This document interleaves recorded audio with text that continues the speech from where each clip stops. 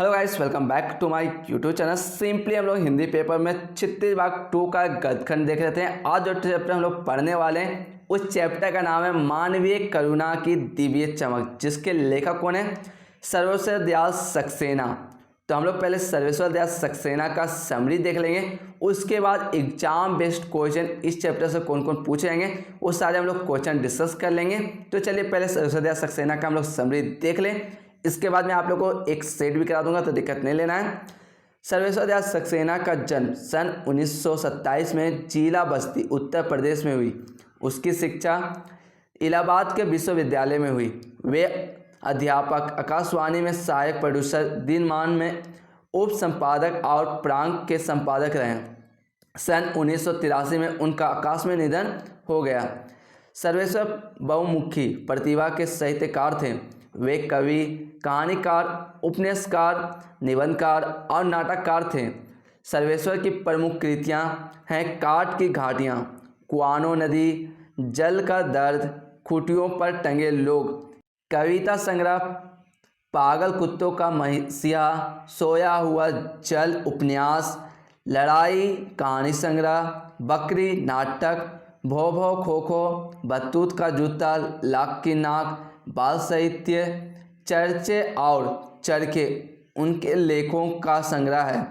खूंटियों पर टंगे लोग पर उन्हें साहित्य अकादमी का पुरस्कार मिला।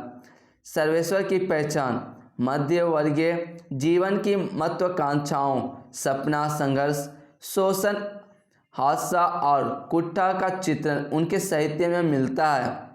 सर्वेश्वर की स्तंभकार थे और चर्चे और चरखे नाम से दिनमान में जो स्तंभ लिखते थे उसमें बेबक सच कहने का साहस दिखता है। उनकी अभिव्यक्ति और सहजता और स्वाभाविकता है। तो हम लोग इस चैप्टर से जितने भी इम्पोर्टेंट क्वेश्चन हैं सभी क्वेश्चन अभी हम लोग डिस्कस कर लेंगे। तो चलिए देख लेते हैं किस किस टाइप के क्वेश्चन पूछे जाते हैं। सर्वेश्वर दयाल सक्सेना का जन्म कब हुआ? तो 1927 में। सर्वेश्वर दयाल सक्सेना का जन्म किस जिले में हुआ? बस्ती, जो उत्तर प्रदेश में है। सर्वेश्वर दयाल सक्सेना का उच्च शिक्षा कहाँ से ग्रहण की? तो इलाहाबाद विश्वविद्यालय से। सर्वेश्वर दयाल सक्सेना ने आकाशवाणी में किस पद पर कार्य किया? तो सहायक प्रोड्यूसर। सर्वेश्वर दयाल सक्सेना ने किस पत्रिका में उप संपादक का कार्य किया? तो दिनमान। सर्वेश्वर दयाल सक्सेना ने किस पत्रिका में संपादक में पद पर कार्य किया? तो पराग। सर्वेश्वर दयाल सक्सेना की प्रमुख कविता संग्रह है खूंटियों पर टंगे लोग, जंगल का दर्द, कुआनो नदी, काट की घाटियां। सर्वेश्वर दयाल सक्सेना की प्रमुख उपन्यास कौन सी है? तो सोया हुआ जल, पागल कुत्ते का मसीहा। सर्वेश्वर दयाल सक्सेना की कहानी संग्रह कौन सी है? लड़ाई। सर्वेश्वर दयाल सक्सेना का नाटक कौन सा है? बकरी। सर्वेश्वर दयाल सक्सेना के बाल साहित्य कौन से हैं? भो भो खो खो, लाख की नाक, बतूत का जूता। चलिए अब नेक्स्ट क्वेश्चन देखते हैं। सर्वेश्वर दयाल सक्सेना के लेखों का संग्रह किस नाम से प्रकाशित है? चर्चे और चरखे। सर्वेश्वर दयाल सक्सेना को उनकी किस रचना के लिए साहित्य अकादमी पुरस्कार मिला? तो खूंटियों पर टंगे लोग। देखिए ये क्वेश्चन बहुत ज़्यादा इंपॉर्टेंट हो जाते हैं क्योंकि अकादमी पुरस्कार मिला, तो ये क्वेश्चन आपको पूछ सकता है। किसके लिए था? खूंटियों पर टंगे लोग। सर्वेश्वर दयाल सक्सेना की रचनाएं अधिकांश किन की जुड़ी होती है? तो मध्य वर्गीय परिवार से। सर्वेश्वर दयाल सक्सेना किस शीर्षक से दिनमान पत्रिका में स्तंभ लेखन करते थे? तो चर्चे और चरखे। किस वर्ष सर्वेश्वर दयाल सक्सेना का आकाश में निधन हुआ? तो 1983 ईस्वी में। कब हुआ था? 1983 में। जन्म कब हुआ था? 1927 में। तो ये दो डेट आप लोगों को जरूर से याद रखना है। मानवीय करुणा की दिव्य चमक पाठ किस व्यक्तित्व पर आधारित है? तो फादर कामिल बुल्के। फादर कामिल बुल्के का कद कैसा था? ये सब कहानी के माध्यम से क्वेश्चन पूछा जा रहा है। तो लंबा। कामिल बुल्के का रंग कैसा था? गोरा। लेखक से कामिल बुल्के की मुलाकात कहाँ होती है? तो इलाहाबाद और दिल्ली में। कहाँ? इलाहाबाद और दिल्ली में। कामिल बुल्के तथा सर्वेश्वर दयाल सक्सेना किस साहित्य संस्थान से एक साथ जुड़े हुए थे? तो परिमल। लेखक ने कामिल बुल्के के व्यक्तित्व की तुलना किस वृक्ष से की है? तो देवदार। कामिल बुल्के का जन्म कहाँ हुआ था? तो रेमस चैपल और बेल्जियम में। बेल्जियम में उन्होंने किस कोर्स की पढ़ाई अंतिम वर्ष में छोड़ दी? तो इंजीनियरिंग। इंजीनियरिंग के अंतिम वर्ष में कामिल बुल्के के मन में कौन सी इच्छा जगी? तो सन्यासी बनने की। कौन सी इच्छा जगी? सन्यासी बनने की। कामिल बुल्के के परिवार में और कौन कौन थे? तो माता पिता, 2 भाई, 1 बहन। कामिल बुल्के किसे अपना देश मानते थे? भारत को। किसे? भारत को। कामिल बुल्के को परिवार में किसकी याद आती थी? तो माँ की। कामिल बुल्के माँ की लिखित चिट्ठियों को अपने किस अभिन्न मित्र को दिखाते थे? तो डॉक्टर रघुवंश को। किसे? डॉक्टर रघुवंश को। कामिल बुल्के के मन में किसके लिए अधिक लगाव नहीं था? पिता और भाई के लिए। किसके लिए? पिता और भाई के लिए। कामिल बुल्के के पिता का पेशा क्या था? तो व्यवसाय। क्या था? व्यवसाय। कामिल बुल्के की बहन कैसी थी? तो सख्त और जिद्दी। कामिल बुल्के को किसकी शादी की चिंता थी? तो बहन की। कामिल बुल्के ने संन्यास लेते समय अपने गुरु के समक्ष कहाँ जाने की शर्तें रखी? तो भारत। कामिल बुल्के ने किस संघ में 2 वर्ष तक पादरी के बीच धर्मचार्य की पढ़ाई की? तो जीसेट संघ।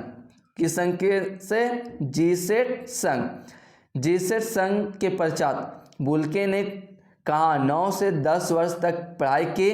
तो दार्जिलिंग में। कहाँ? दार्जिलिंग। कामिल बुल्के ने कहाँ से बीए की शिक्षा ग्रहण की? तो कोलकाता। कामिल बुल्के ने कहाँ से एमए की शिक्षा ग्रहण की? इलाहाबाद। जब कामिल बुल्के ने इलाहाबाद से एमए की शिक्षा ग्रहण की तब हिंदी विभाग के अध्यक्ष कौन थे? तो डॉक्टर धीरेन्द्र वर्मा। कौन थे? डॉक्टर धीरेन्द्र वर्मा। कामिल बुल्के ने अपना शोध प्रबंधन कहाँ से पूरा किया? तो प्रयाग विश्वविद्यालय के हिंदी विभाग से। कहाँ? प्रयाग विश्वविद्यालय के हिंदी विभाग से। कामिल बुल्के ने अपना शोध प्रबंधन किस वर्ष पूरा किया?